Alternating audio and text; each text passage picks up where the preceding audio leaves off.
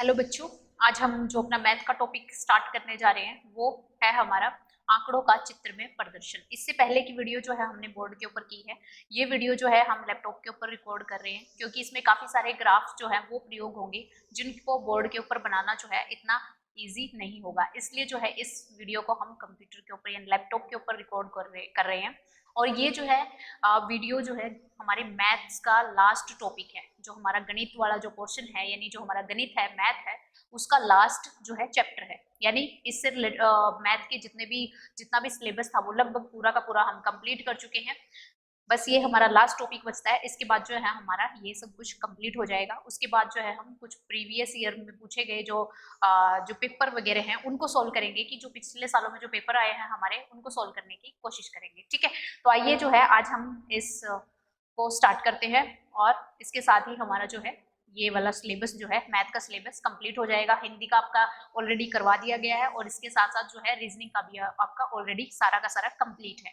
और मैथ का जो है ये लास्ट टॉपिक बचता है, इसको आज हम पूरा करने वाले हैं। तो आइए स्टार्ट करते हैं। तो देखिए इसके अंदर जैसे हमारा पहला क्वेश्चन हमें दिया गया है, हमें क्या करना है कि हमें एक ग्राफ दिया होगा, इसके अंदर एक ग्राफ दिया होगा। हमने उस ग्राफ को ध्यान में रखते हुए हमारे से एक क्वेश्चन पूछा जाएगा और उस क्वेश्चन का हमने जवाब देना है। अब देखिए ध्यान से देखिए, नीचे दिया गया अधूरा दंड आरेख 5 दिनों में एक बर्गर बेचने वाले की बिक्री यानी बर्गरों की संख्या को दर्शाता है। यानी 5 दिन कौन से हैं? बुधवार, बृहस्पतिवार, शुक्रवार, शनिवार और रविवार। अधूरा क्यों है? क्योंकि इसमें रविवार का जो है कुछ भी ग्राफ नहीं बनाया गया है, इसलिए ये अधूरा है। अब देखिए ये बर्गरों की संख्या है, ठीक है। मतलब बुधवार को जो है 40 बर्गर बिकते हैं। अगर हम बृहस्पतिवार की बात करें तो उस दिन 60 बर्गर बेचे जाते हैं, ठीक है। आगे देखिए शुक्रवार की बात करें तो 80 बर्गर उस दिन बिकते हैं। और अगर हम शनिवार की बात करें तो 55 बर्गर इधर बिकते हैं, ठीक है। तो देखिए बर्गरों की कुल बिक्री जो है वो 320 है, मतलब टोटल 320 बर्गर बिके हैं। आगे उसने पूछा है कि रविवार को कितने बर्गर बिके। अब हमें बताना है कि रविवार को कितने बर्गर बिके हैं। अब देखिए पहले से ही हमारे पास 40 जो है वो बुधवार को बिक चुके हैं। आगे देखिए 60 जो है वो बृहस्पतिवार को बिक चुके हैं। और इसके साथ शुक्रवार को जो है वो 80 बर्गर बिक चुके हैं। और आगे अगर हम देखें शनिवार को कितने बर्गर बिक चुके हैं, ये 55 बिक चुके हैं। अब इन सब का जोड़ करते हैं, हम इन सब का जोड़ करते हैं तो देखिए कितना आता है। तो इन सब का जोड़ करेंगे हम, ये कितना आएगा 100। 40 को 60 के अंदर जोड़ दो, 100 में 80 जोड़ेंगे हम, कितना आ जाएगा 180 हो जाएगा। 180 के अंदर फिर से हमने 55 जोड़ना है तो ये कितना आ जाएगा 135 आ जाएगा, ठीक है। कितना हो गया 135। अब देखिए इन 4 दिनों में 135 बर्गर बिके हैं। तो देखिए 180 के अंदर अगर हम 55 जोड़ दें, एक जो 80 है उसके अंदर हम 55 जोड़ दें तो 235, ठीक है, 235 हो जाएगा। तो देखिए 235 ये 4 दिनों का टोटल है। इन 4 दिनों में 235 बर्गर बिके हैं। हमें पूछा क्या गया है, रविवार को कितने बर्गर बिके हैं, तो रविवार का निकालना है। तो देखिए टोटल जो है मिला के 320 बर्गर बिके हैं। उसमें से 235 जो वो पहले 4 दिनों में बिक चुके हैं। इसका मतलब बाकी बचे हुए जो बर्गर हैं वो रविवार को बिकेंगे। तो इसका मतलब हम क्या करेंगे, इसमें से इसको माइनस कर देंगे। देखते हैं आंसर कितना आता है।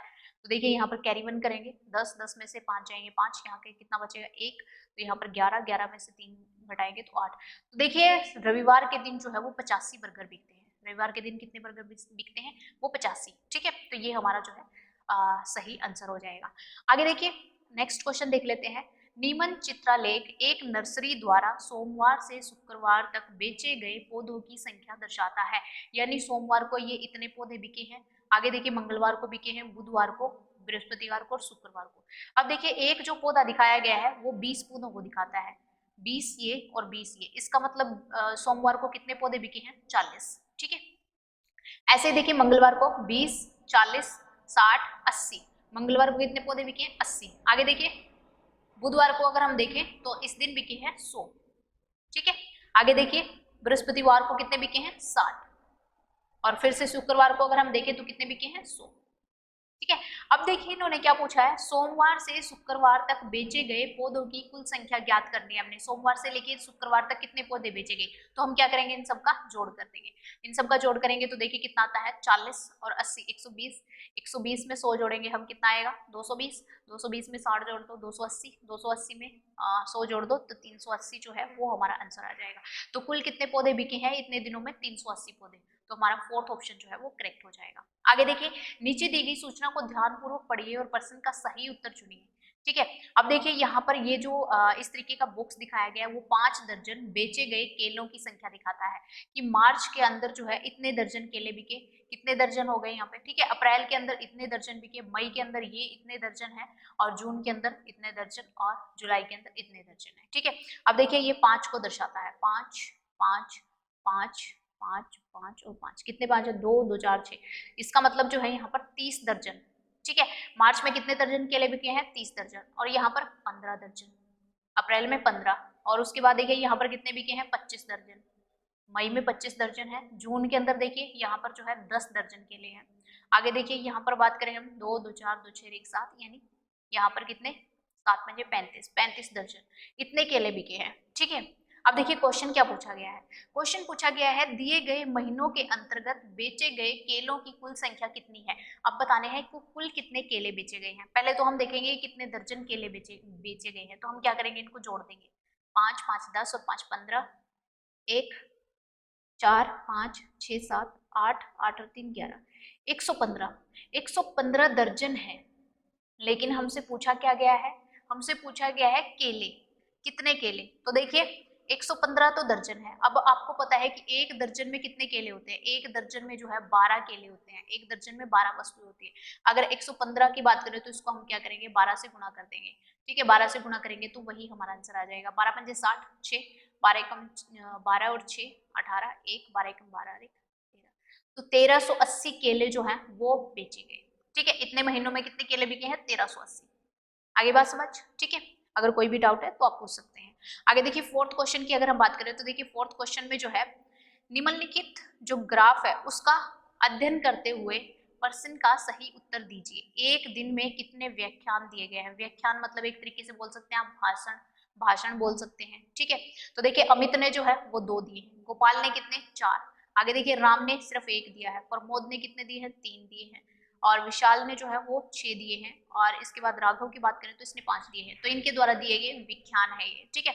अब देखिए एक सप्ताह में अमित और राघव द्वारा, एक सप्ताह में अमित और राघव द्वारा, अमित ये रहा अमित, और राघव ये राघव, ठीक है, इनके द्वारा दिए गए कुल विख्यानों का गोपाल और प्रमोद द्वारा, गोपाल कौन सा है, ये गोपाल है, और प्रमोद कौन सा है, ये प्रमोद है, दिए गए व्याख्यानों में कितना अंतर है, ये बताना है कितना अंतर है। अब देखिए ये जो व्याख्यान है ना वो एक दिन में दिए गए हैं, और एक सप्ताह की बात की गई है, और एक सप्ताह में हम 6 दिन मान के चलते हैं, क्योंकि हम जो है संडे को एक छुट्टी का दिन काउंट करते हैं, तो यहाँ पर हम क्या करेंगे, 6 दिन मान के चलते हैं।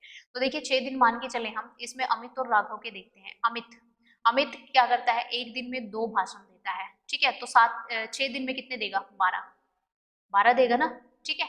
उसके बाद देखिए राघव, राघव कितने देता है, राघव की अगर हम बात करें तो एक दिन में 5 देता है, तो 6 दिन में कितने देगा, 30, 30।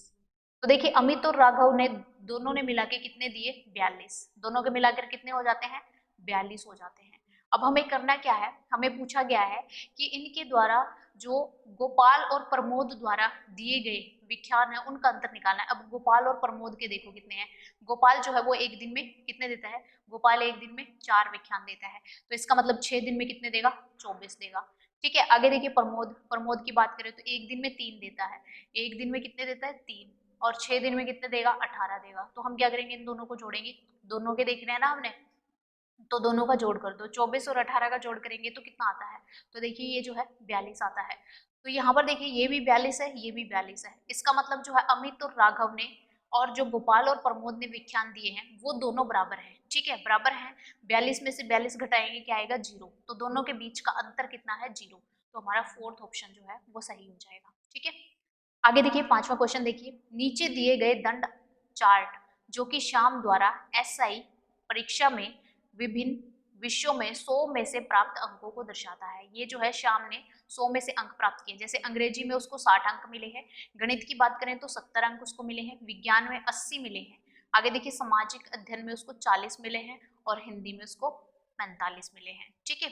तो इतने मार्क्स उसको मिले हैं। अब हमसे क्वेश्चन क्या पूछा गया है, श्याम के विज्ञान में कितने प्रतिशत अंक हैं। अब देखिए विज्ञान के अंदर कितने अंक मिले हैं उसको, 80, प्रतिशत निकालना है, जो 80 अंक है वो कितने में से मिले हैं, 100 में से मिले हैं, और हमने क्या करना है, प्रतिशत निकालना है तो उसको 100 से गुना कर दो, 100 से 100 काट दो तो देखो 80, तो उसको कितने प्रतिशत अंक मिले हैं, 80%।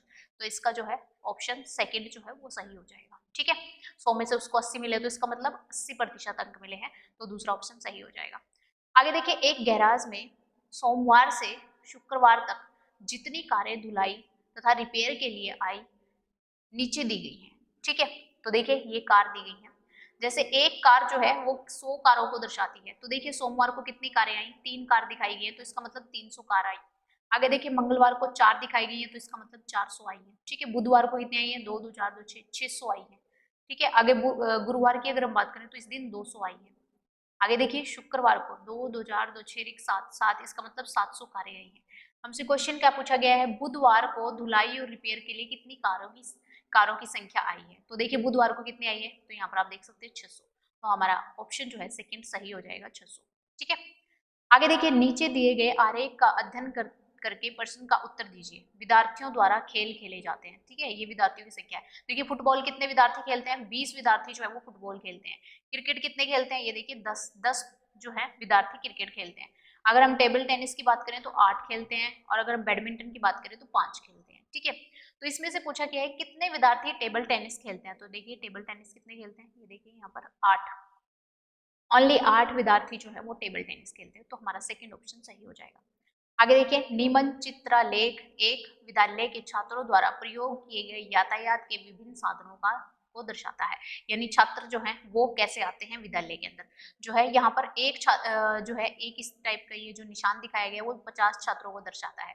देखिए कितने यहाँ पर कितने छात्र हैं जो साइकिल से आते हैं, ये 50 ये 50, तो कितने हो गए 100 छात्र जो हैं वो साइकिल से आते हैं। आगे देखिए स्कूटर से कितने आते हैं, ये देखिए 50 50 50 150 हो जाएंगे, 150 छात्र जो है वो स्कूटर से आते हैं।